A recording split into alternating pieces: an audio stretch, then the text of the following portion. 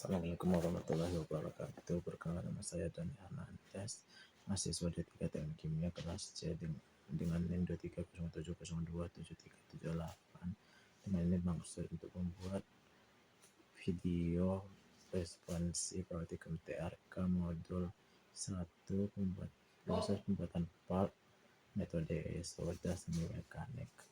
Nah, jadi di praktikum ini melibatkan proses pulping, di mana kita akan mengubah bahan baku dari tumbuhan menjadi serat-serat selulosa yang diinginkan yang akan kemudian bisa dimanfaatkan dalam proses pembuatan kertas, pembuatan membran untuk kebutuhan filtrasi dan penyaringan, dan sesuai dengan kebutuhan industri prosesnya masing-masing.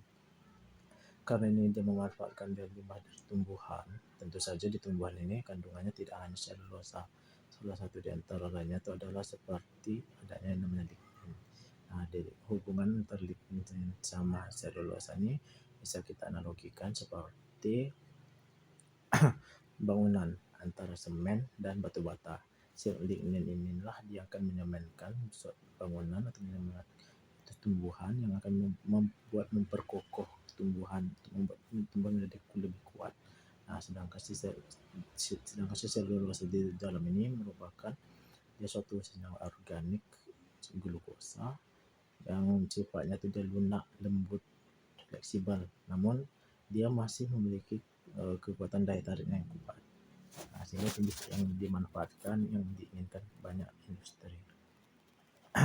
Jadi dalam proses pulping ini ada juga melibatkan proses soda semi mekanik. Dalam proses soda ini dia melibatkan namanya larutan pemasak seperti NaOH. Nah, di larutan pemasak ini dia fungsinya dia akan melunakkan si lignin, belum meluruhkan seluruh dari si lignin. Nah, sehingga dibutuhkan yang namanya energi mekanik, energi tekan, adanya energi terhadap itunya agar untuk mendapatkan serat-seratnya. Nah, jadi tujuan praktikum ini dia adalah mahasiswa dapat mempelajari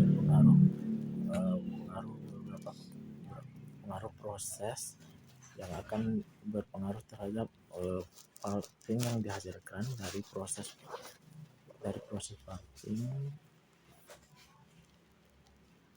mempelajari pengaruh proses dalam pembuatan pulp dalam proses pulping soda semi mekanik. Dan karena dalam proses ini sendiri dia adanya faktor-faktornya yang mempengaruhinya. Salah satunya itu seperti kayak misalnya waktu pemasakan, rasio antara bahan dan larutan pemasaknya, pengadukannya dan lain-lain. Jadi di sini alat yang digunakan dalam praktikum itu ada Erlenmeyer 500 mili dan 2000 mili, hot plate, saringan, kertas saring, blender, corong batchner, labuh vakum, timbangan, pompa vakum, dan juga ada yang batang pengadu. Nah, sedangkan bahan yang digunakan adalah seperti yang sudah disebut adalah larutan pemasaknya itu adalah NaOH, dan bahan yang dipakai itu adalah tandan kelapa sawit. Jadi di prosedurnya pertama-tama kita akan menimbang bahan bakunya itu sebanyak 25 gram. Nah, kemudian bahan tersebut, kemudian larutan pemasakan NaOH-nya itu sesuai pada pH tertentu dan konsentrasi tertentu yang kemudian akan dimasukkan ke dalam Erlenmeyer 2000 mili. Nah, bahan baku tadi itu dicampurkan ke dalam larutan pemasak ke dalam Erlenmeyer yang berisi larutan pemasak tadinya. Karena bahan baku itu dia tidak bisa tenggelam atau bisa melayang mengapung, dibantu dengan tekanan, menekankan dengan batang pengadu. Nah, kemudian setelah itu barulah kita masak dengan cara kita nyalakan hot plate itu pada pemanasan tinggi untuk mempercepat proses pemanasan. Nah, tidak lupa juga pada Erlenmeyer 2000 ml itu kita tutupkan dengan Erlenmeyer yang kecilnya tadi itu yang 500 ml. Nah, jadi misalnya ini lubang Erlenmeyer besar, terus tutupkan kebalik dengan Erlenmeyer yang kecil tadi. Nah, kemudian sedang pemasakan tadi itu kita lakukan pengadukan dengan batang pengadu. Nah, dan saat larutan mulai mendidih, berarti itu akan menghasilkan uap tuh terkondensasi. Nah, kemudian kondensat itu sendiri dia akan turun kembali ke larutan pemasaknya.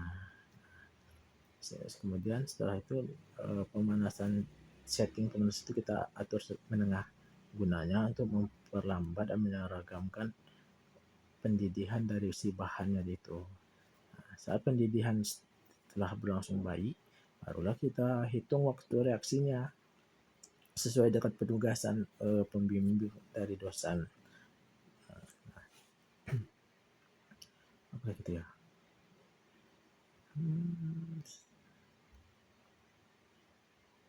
Oh ya, setelah waktu pemasakan itu, setelah mencapai waktu pemasakan yang diinginkan, kita matikan hot plate-nya, kita taruh si elemen yang berisi bahan yang untuk pemasakan dimasak itu di luar, terus kita dinginkan selama 15 sampai 30 menit. Nah, setelah itu kita saring dengan kain kasa dan corong.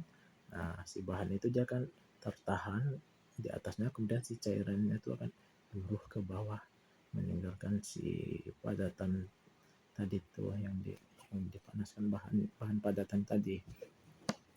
Nah, setelah kering, setelah kita dapatkan bahan padatannya tadi itu, kita blender ya, kita haluskan. Nah, di dalam blendernya kita tambahkan juga namanya air keran 600 ml. Nah, kemudian baru kita tutup dengan penutup blender, dengan kita tahan di atas itu dengan tangan kita, baru kita nyalakan dengan proses pengadukannya tuh ya, dengan proses pengadukannya sesuai dengan penugasan. Nah, setelah kita blender, berarti menghasilkan apa tuh namanya itu ya, kayak pulp gitu lah. Baru setelah hasilnya tuh dalam bentuk pulp, kita saring lagi itu dia dengan corong Bachner yang telah kita pasangin dengan kertas saring. Nah, kemudian kita tuangkan ke corong Bachner. Setelah itu berarti setelah keluar pada semua itu, tentu saja di blender itu di salah-salah sisi-sisinya itu kan masih ada padatan-padatannya tuh. Nah, jadi untuk mendispersikan padatan-padatan sisa yang ada di blender, kita tambahkan lagi air mengelilinginya sampai dia terdispersi semua. Kita tuangkan lagi ke corong Bachner untuk disaring dengan kertas saring. Nah, setelah dapat pulp-pulpnya itu semuanya, terus cairan-cairan tadi telah turun semua ke bawah. Nah, baru kita lakukan pengeringan di udara kita biarkan semalaman. Nah, dari berapa menit dari praktikum ini kemudian kita analisis lah lagi itu. Kita analisis misalnya dari kadar air sifat itu berapa, terus berat partnya berapa, yield partnya berapa. Biasanya kalau misalnya kadar air ini menurut SNI 2005, kadar air yang ditetapkan 10%. Gimana caranya itu? Berat awal partnya itu artinya berat basah awal partnya itu dikurangin berat kering setelah pengeringan semalaman itu per berat awal kita kalikan 100%. Itu untuk menganalisis kadar airnya. Kemudian untuk analisis berat part, analisis berat part itu ya part kering. Part keringnya itu kita kurangin dengan part kering dikali dengan